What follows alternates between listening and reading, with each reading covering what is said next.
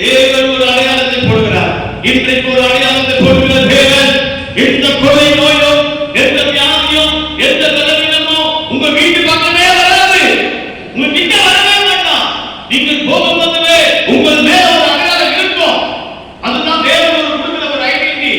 அந்த அடையாளத்தை நாம் பெற்றுக் கொள்வோமாக. அல்லேலூயா. நான்காவதாக ஜெபிக்கிறவர்களை பார்க்கும்போது கொர்நேலியு குடும்பத்தாரை பார்க்கணும். கொர்நேலியு குடும்பத்தார் அவர்கள் நல்ல ஜெபிக்கிறவங்களாக இருக்கிறாங்க. அப்போஸ்தலர் 10ஆம் அதிகாரம் 31, 32, 33 வசனத்தில் படிக்கும்போது கொர்நேலியு குடும்பம் ஜெபிக்கிற ஒரு குடும்பமாக இருக்கிறது. படிப்போமாக.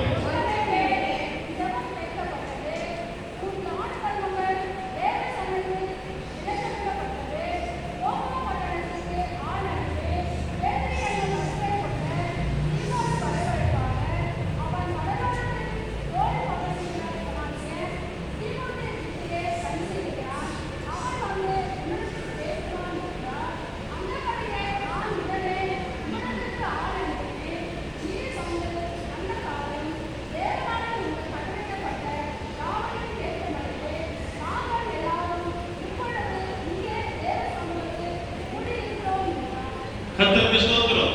கொர்நேலியு குடும்பத்தார் நல்ல ஒரு குடும்பம், பயபக்தி உள்ள ஒரு குடும்பம்.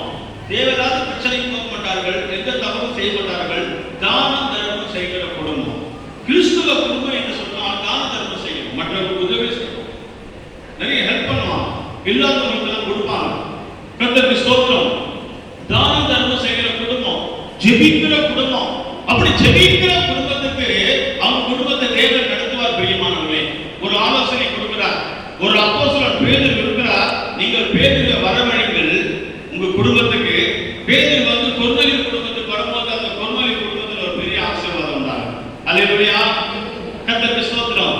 அருமையானவர்களே, தேவனுடைய ஊழியக்காரன் நம்முடைய வீட்டுக்கோ அல்லது நம்முடைய சபைக்கு வரும்போது இந்த சபைக்கும் வீடுகளுக்கும் ஒரு பெரிய ஒரு ஆசீர்வாதம் இருக்கிறது. கொர்நேலியு நல்லவங்க தான், நல்லா ஜெபிக்கிறாங்க.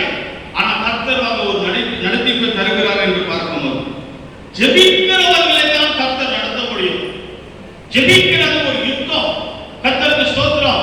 யுத்த வீரர்களை தேவன் நடத்துவார். யோசுவாவை அங்கு நடத்தும்போது அங்கு தேவன் யோசுவாவை நடத்தினார். அதற்கு முன்பாக மோசே நடத்தினார். கர்த்தருக்கு ஸ்தோத்திரம். ஜெபிக்கிற ஊழியர்